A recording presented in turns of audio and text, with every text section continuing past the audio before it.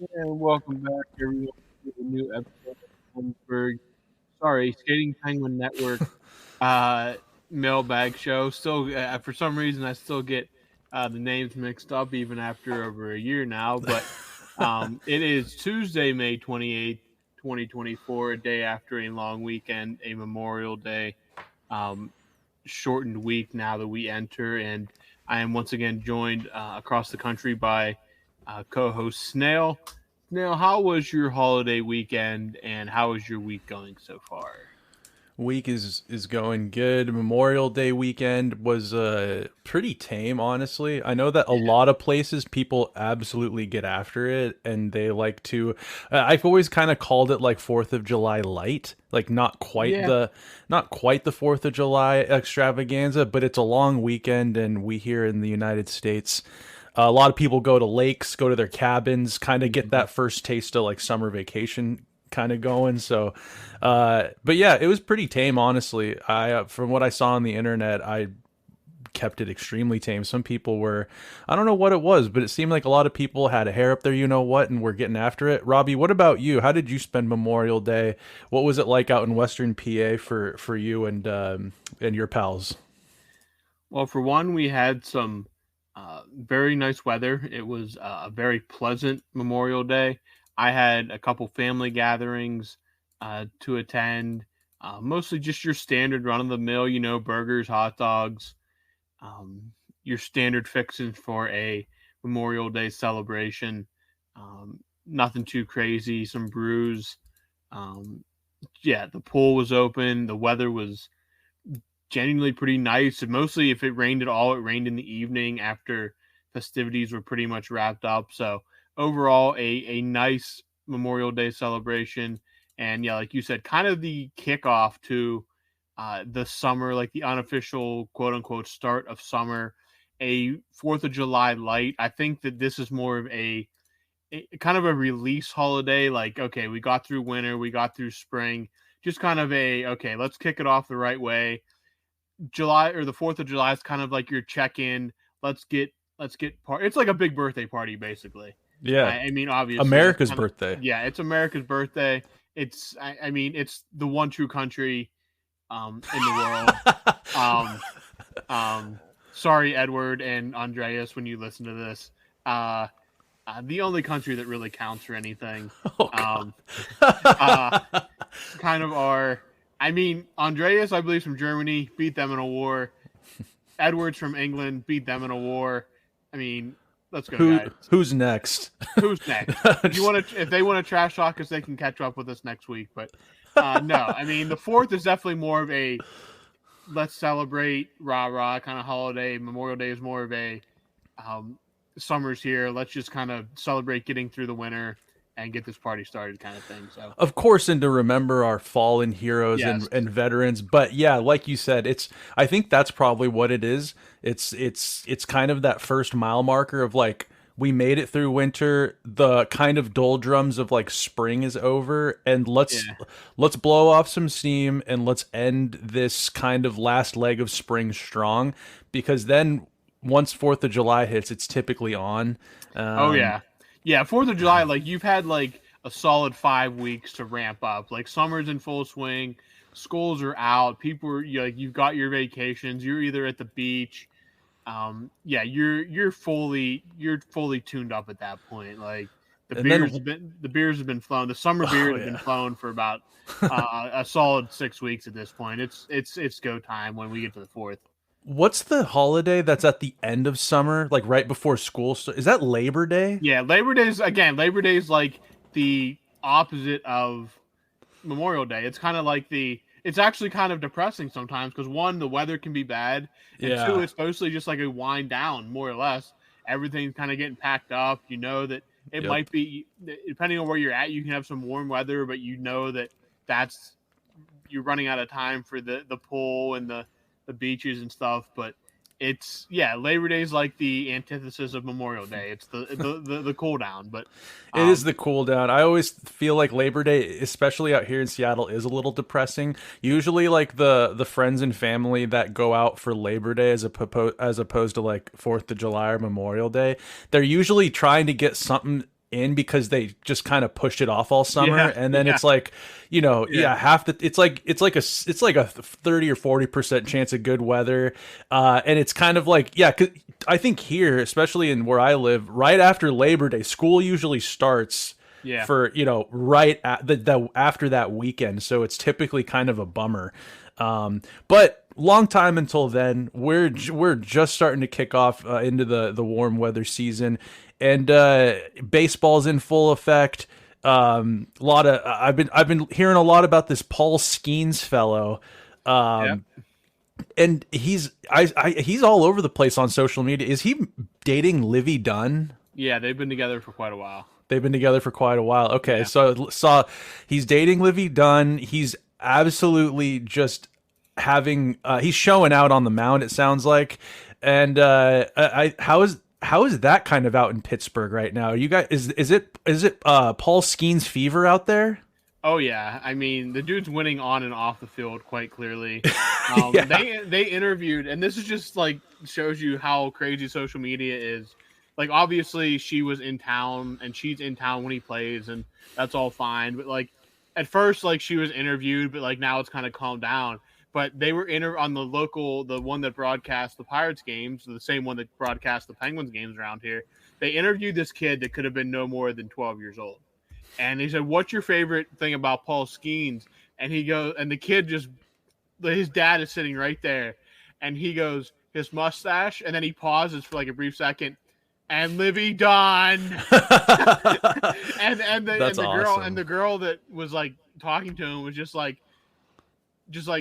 was caught off guard by it completely, and he's like, "Yeah, we love Paul Skeens," and it was so funny because it's just like, I mean, she's in college, and like all these like little like preteens are like Just like oohing and awing over her. mega thirsty. Yeah, I guarantee you, the Sports Illustrated swimsuit magazine sold best in the city of Pittsburgh.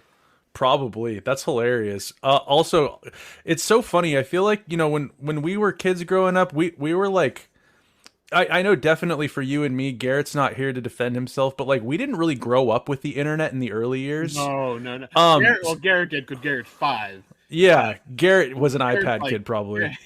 Garrett's like a teenager basically compared to us. He's not, but he basically is. But yeah, that's Basically, very true. but kids these days, I feel like they're younger and younger are becoming far more aware to things like if I was 12, I probably wouldn't have known who Livy Dunn was if we had the No, technology of no, back then. It's and like I only know the girls in my fourth grade class. Like that's unless yeah, and maybe like Jennifer Lopez. You know what I mean? Like some or Jennifer Aniston or something like unless that. unless she was Cartoon Network or Disney Channel, there's no way I would have known who Livy Dunn was. Exactly. Yeah, like your older celebrities or what were older then, but like J Lo, Jennifer Aniston, like Lizzie McGuire or Hillary Duff. we obviously, you were familiar with them.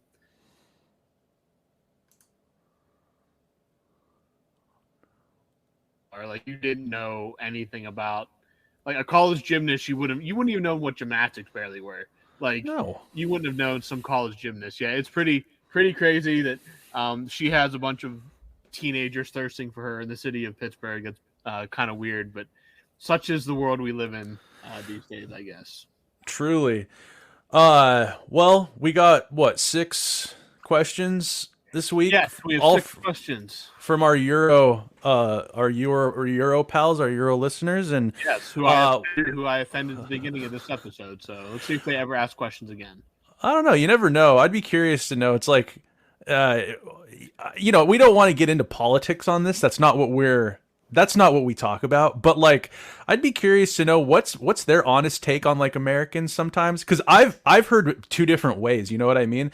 Like I've traveled abroad where people are like, "Don't say you're American here," but then I've also had people be like, "Oh my God, you're American! Like we like let's have a beer, let's drink, like talk about your weird country." You know what I mean?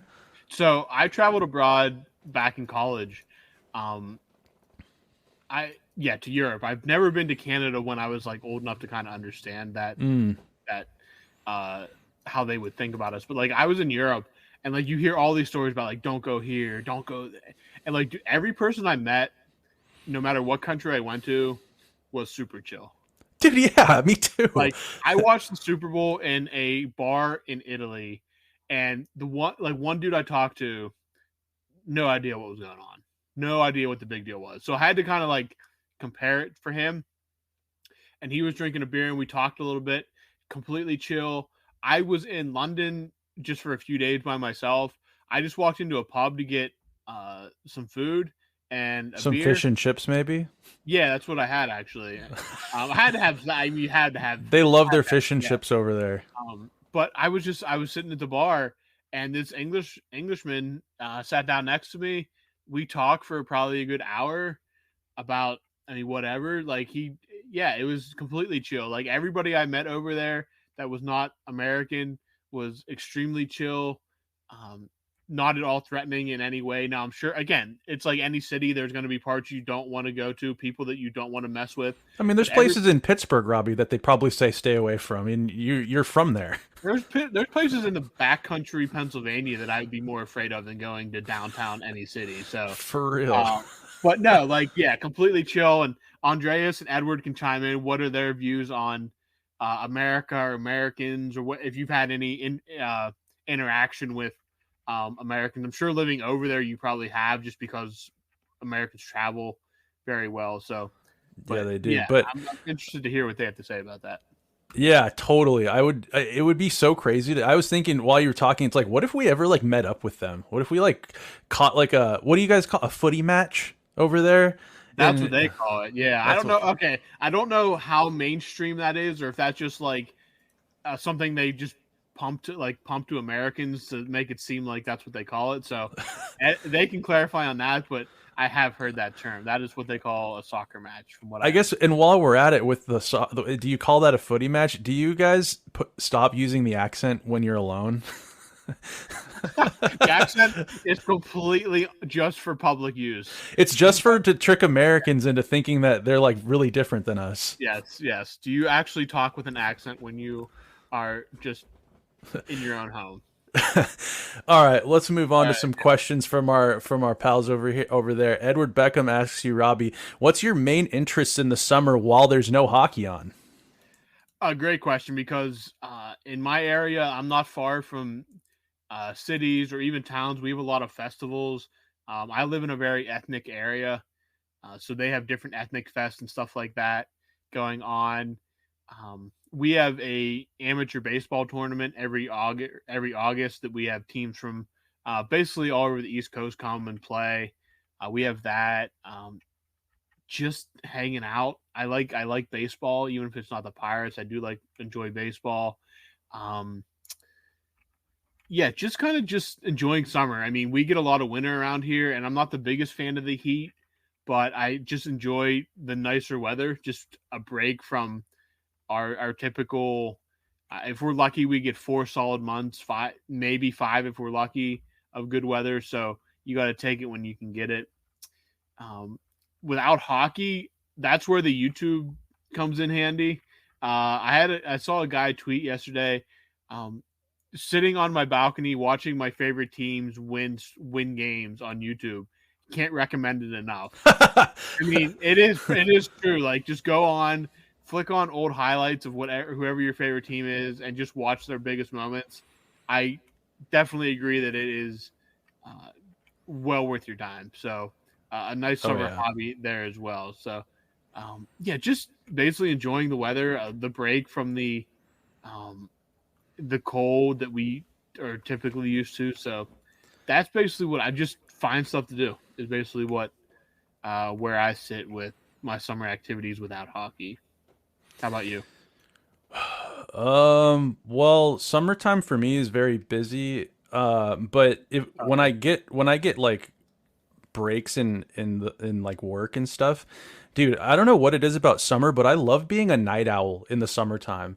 Probably much like where you live. I know that like we have like pretty different climates. You've got that like Appalachian humidity. We have that Pacific Northwest humidity. It's different. And I'm not saying one is, I would say I would way rather be in my humid situation than yours, because I've heard that just that like East Coast humidity is gnarly. But there is nothing for me better than just chilling out staying up until 2:30, 3 in the morning. And I don't even have to be drinking or doing anything, there's no party. It's just staying up. I love watching, like you said, YouTube clips. I love watching old hockey games and stuff like that.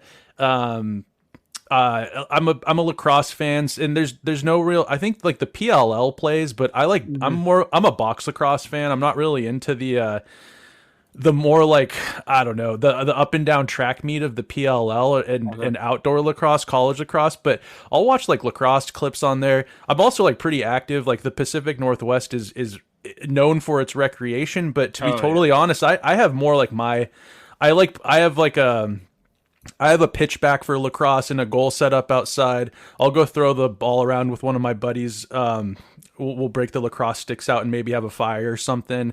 Roller hockey, street hockey, and skateboarding, that kind of stuff. So I'm a big like TV. I love my TV shows. And I'm super hyped. This probably kind of sounds sad as a hobby, but this summer there's a lot of good stuff coming out to watch over these next few months. Are you a Game of Thrones fan, Robbie? I try to pretend like the last like two seasons didn't happen, but Of course, I yes. the first what was it, six seasons are, I mean, just some of the best television ever made. Like you Some of can't. the best. Yeah, I mean, it's really unfortunate that, I mean, I yeah, it sucks the way it ended, but like it's, you can't just erase the first six seasons. It's just some of the best TV ever made.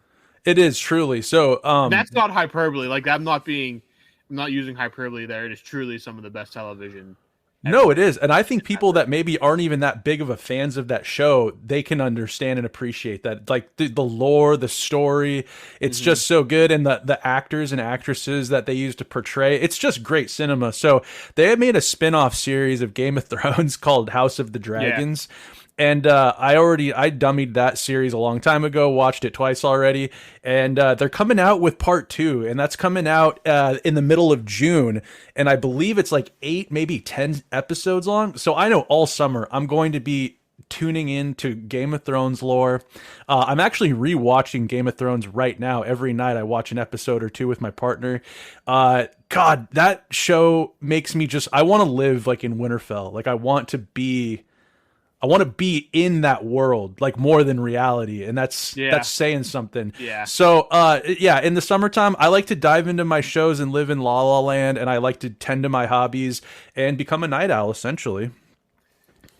Yeah, that's I am generally a night owl just in general. I have to wake up early for work, which kind of ruins that. But Yeah, during the weekends and stuff, I'm definitely a night owl, and especially it just feels weird. Like it gets dark at like 9 o'clock. That still just feels too early to like shutter everything up and get ready for bed. But do you ever get I any breaks, Robbie? Like, do you in the summertime, do you ever get like a week or two off?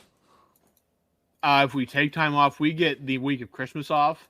Okay. That's our holiday week, which is fine by me because anything between Christmas and New Year's is basically just like a dead space and like a black hole anyway. It So, is. but we're going on vacation in September, so I'll be off a Nice. week then. That'll be my week this year. Where are you going? We're going down to the beaches of North Carolina, Ah, yes, the beaches of North Carolina which that we have yeah, discussed. Yes, yeah, we've discussed that. Better than Florida. yes, yes. All right, question number two from Edward again here. Not so much a question, just kind of clarifying on what we talked about last week. Edward says NHL is really the only hockey I watch.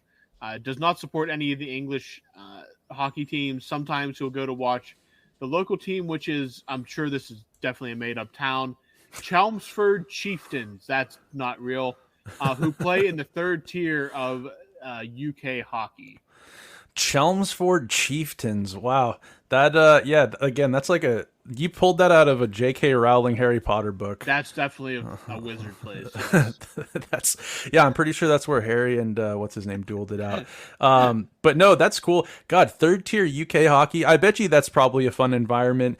Super, not serious. Those guys all have day jobs, but Oh yeah. and those the Europeans and stuff. Those fellas in the UK like a pint. I'm sure that those are just a fun atmosphere. Probably kind of like going to like a men's AAA game out here. Would you say, Robbie, or like uh maybe like a super top tier men's league team. Yeah, probably somewhere. I don't know exactly. I'd have to watch it to get an idea, but I'm sure it's like a a high end men's team. I'm sure they're probably pretty good, but compared to like professionals, they would obviously get walked. But I'm sure it's entertaining. I mean, it's I hockey; it can't it's be that bad. probably like have you seen that show Shoresy yet? Yeah, I mean, I haven't watched the whole thing, but I mean, I've definitely seen clips, and obviously, um, yeah, I could see it being in that realm. I mean, that's like the most Canadian show ever, but yeah. It is, but like that team, it's like a senior A division men's league team in their small town. And I assume that that's probably what it's like. And that looks like fun. I mean, if you lived in that town, why wouldn't you? You know? Oh yeah, absolutely. I agree with that. Also, I commend these guys in Europe following the NHL so closely to and coming over to games. Like, dude, just the times that you have to watch those Oh games. my Like, god. I'm curious, like Edward, like, do you watch like just highlights and like keep track of like Yeah. scores, or do you like get up and watch the games when they're on, or do you just like it's like what like my parents do is like when something's too late at night they just like I don't even know if it's called DVR anymore, but they essentially record it and stash it and then they watch it when it's convenient. Like, how do Yeah. you consume these games? Because if you're getting up or if you're like foregoing sleep or like getting up like early for work so you can watch a game, that's some serious fandom. And you guys probably do deserve an NHL team if you've got a lot of people over in the UK pulling that stunt. That's like, I mean, yeah, because if you're thinking they start at 7 o'clock Eastern time, that's 1 o'clock. No, 5 hours, 12 at midnight in the UK, um, and it's like if it's a 10 o'clock game, it's 3 o'clock their time. That's if you're watching a majority of the hockey games, then you're pretty diehard. I'd say like coming and then spending the money to come over and watch your team. That's Dude, pretty. commendable. I found Chelmsford on the map. Where It is looks it? like it's not. It's Is it just near the slight. Shire and Hogwarts? It is slightly northeast of London, and it just looks like a big suburb, basically. Oh, nice. Yeah, it looks like it kind of looks Like a like nice place to live, probably. yeah, like a cozy little town, like houses, blocks of houses, road, a main road in and out. So I'm sure it's not hard to get around, but yeah, it looks like a nice little suburb.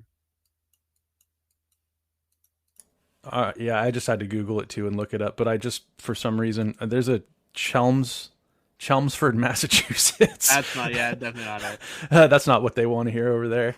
Well, anyways, we'll move on. But yeah, I'd be curious to know, Edward.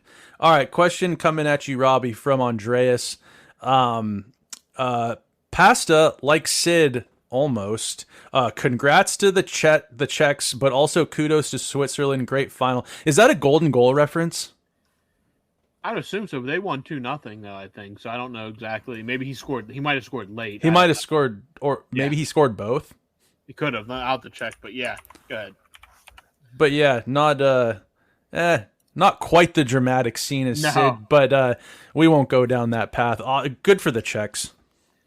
yeah, I was kind of paying after the United States was knocked out. I was kind of paying attention from the peripheral.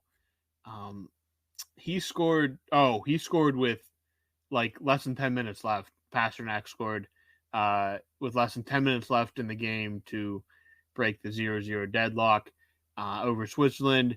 Switzerland, they definitely punch above their weight at some international competitions. So good for them. The Czechs get the win on home ice. I'm sure old Yogs was pretty psyched up. Pasternak joined a little bit late, but obviously you throw a guy like that onto a team that's already pretty solid, you're going to get some good results there. Rolling off that home crowd. Switzerland. Switzerland's just always kind of there. They punch above their weight in these international competitions sometimes.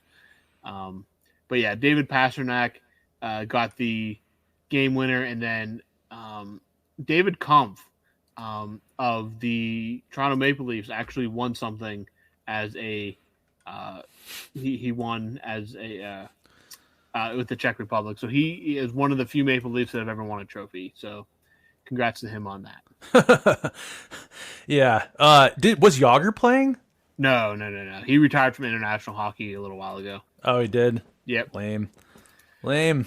All right, next question. Sticking with Andreas here. Although the ice rink is bigger, I'm impressed by the speed of the games in the World Championships. What do you think of the overall quality of the games? I think they're awesome. They're entertaining games. I mean, when a team like Canada, I'm sorry, but when Canada and the U.S. aren't meddling, like no. Despite the ice service, that's that's some good competition then, and it's not like Canada was sending over complete scrubs. Like Bedard was over there. Yep. And for US, the one of the Kachucks was over there. John Tavares was there. Like, come on, like I mean, it's not like these aren't like third, fourth, and AHL guys. Third and fourth liners and AHL guys. These were pro players, and I just think that you saw the goals. The goals were up in this tournament for the most part, and when with the European countries, when you're out of the playoffs in the NHL, a lot of these guys, like you saw, like Pasta's a great example. He's a superstar. And once the Bruins were out, he probably took a day off and then caught a private plane over to Prague or whatever for the tournament, and helped him win gold. Like these European players show out for this, and I think it's awesome. I think it's great for this. My one gripe is, and I don't have many, is I wish that this was just like a month later. But I know that the logistics of that, players that are playing in the NHL would probably be less incentivized to all of a sudden put their foot on the gas and gear up for an international tournament. But when hockey's starting to dwindle down, and we're like getting down to the last four teams, it's entertaining hockey to watch, and any hockey fan would have a great time watching it. I know that I didn't get to watch any or too many full games, but I was checking scores and stuff, and I love seeing who lit the lamp, and how I was watching to see how that Nedeljkovic was doing over there. And people are saying he did not look good, but I don't know. Maybe we'll talk about that at another point. Maybe kind of recap how some of these players did. But I thought he was okay. But I think it's great. What about you, Robbie? Where are you at with the international games? I think I love international hockey, so I think the more we can get of quality international competition is good for the game. Again, for the World Championships for the European players is absolutely massive, and that's you see it there. Regardless of where it's hosted, fans show out, especially for those European sides. Obviously, the North American skaters, again, some of the European skaters too hope they're still playing for the cup, but if they get a chance to represent their country, they want to be there. You saw it with Carlson, Pedersen, great pride in them winning the bronze with Sweden. And I think it's quality hockey. I mean, there's the pros, even the European pros that play in Germany or Sweden or Finland, they're still really good hockey players. They might not be NHL hockey players, but they're still pretty darn good hockey players. And giving them a chance to shine on that stage, get some U.S. eyeballs on them. Those games probably do absolute numbers over in Europe. But being able to see guys you've never heard of and will likely never watch again get to show out on a stage like that, I think that's great. That's great for the game.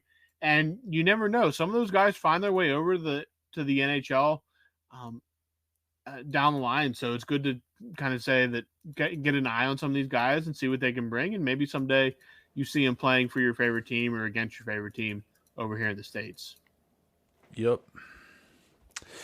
All right, question coming at you from Andreas again. How do European and North American audiences differ when audience participation is concerned? I think the European crowds are, for the most part, especially in these big tournaments, completely unhinged. It's not just hockey, it's a lot of sports. Soccer's obviously a big one. But hockey, the fans, from what you can tell on TV, are really into the game. You don't necessarily always see that in North American sports. A lot of North American sports are corporatized, where that is not as much of an issue in Europe. Now, there's your bigger teams, I'm sure are, or your bigger soccer leagues, I'm sure are more corporate, but your smaller clubs and stuff is just, I mean, the fans are there for a good time. And we know that Europeans have no problem throwing back the beers before, during, and after a game. So yeah, I'm sure that they are um, fully into it, fully tuned up for the show. Again, they do they like the EDM music as well. Oh If you look, yeah. some places it looks like a dance party, uh, whereas North America you just don't get that vibe as much outside of like a playoff atmosphere. But yeah, I definitely think on a day to day basis or a game to game basis, the European crowds are definitely more energized than you'd see in a North American audience in here in the States or in Canada.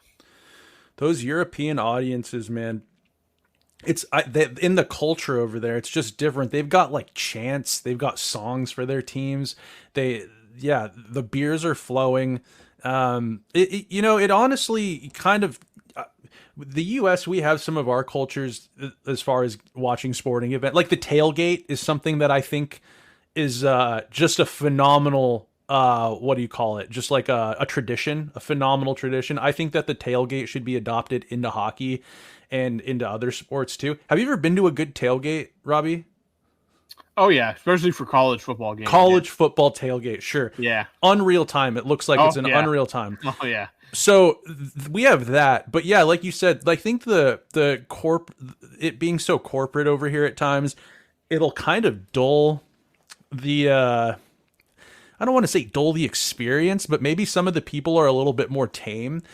I love how I don't really watch soccer, but when I see those crowds over there, I mean, dude, it looks like it's just I mean, the American mind can barely comprehend is what I'm trying to say. Oh, the American mind. I mean, we make jokes about the European mind not being able to. There's definitely things in Europe the American mind can simply not comprehend. Trust me, as somebody that's been there, there's things in Europe that the American mind will struggle to comprehend and maybe even fold in on itself if not Exactly. properly handled. Absolutely. No, and as much as we like to joke and give flack because the United States it is no longer a pawn of the crown, and we like to joke about that. But I mean, dude, Robbie and I both have been to Europe and spent time there and had good times in Europe.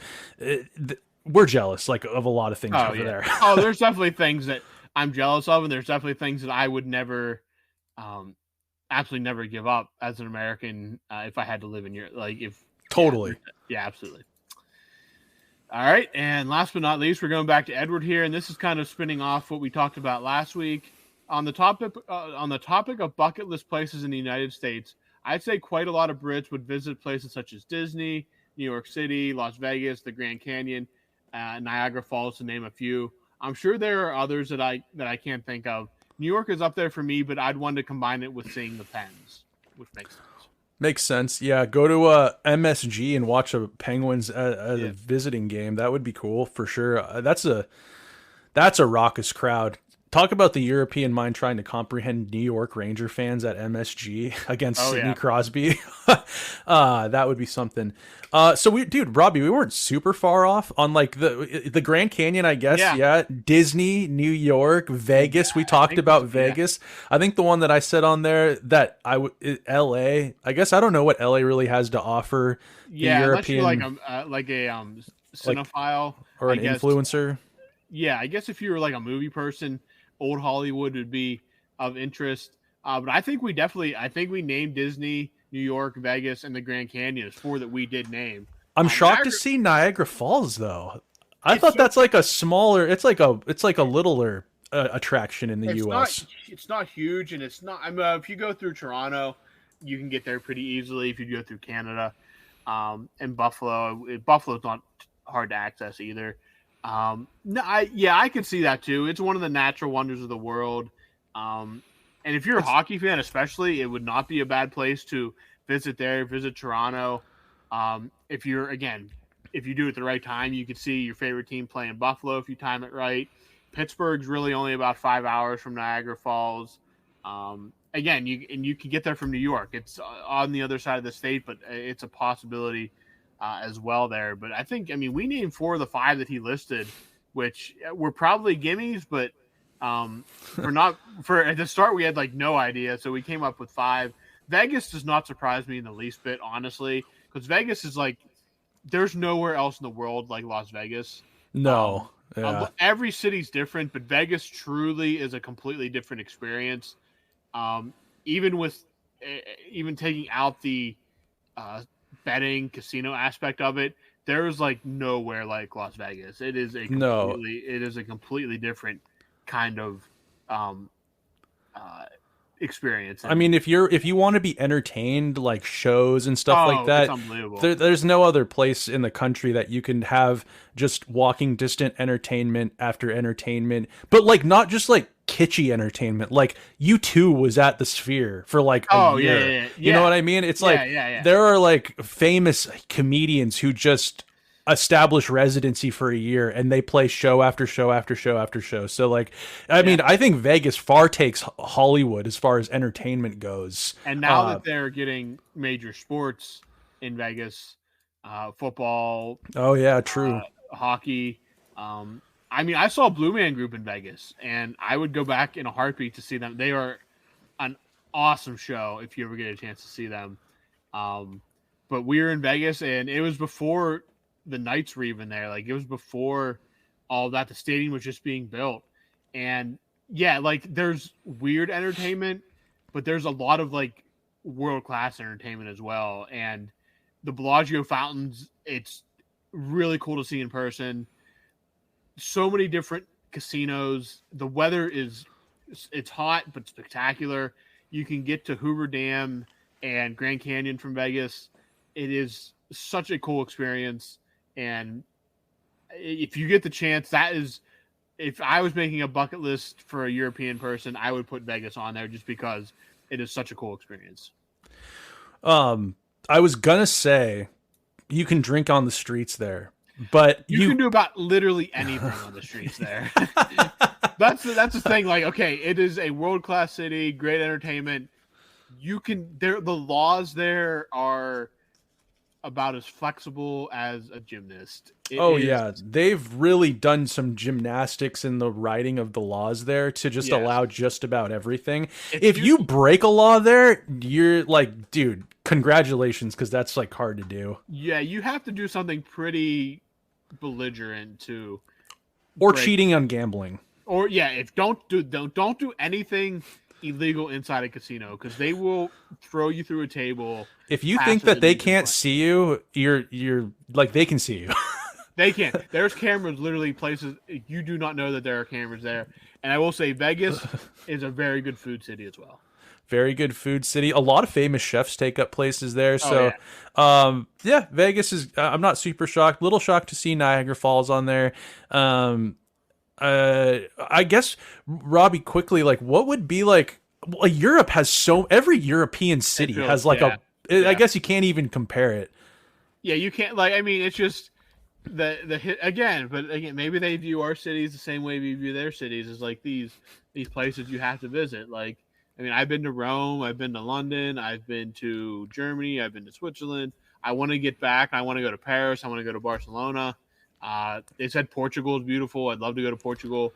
And my dream, my right now at the top of my European bucket list would be Scotland.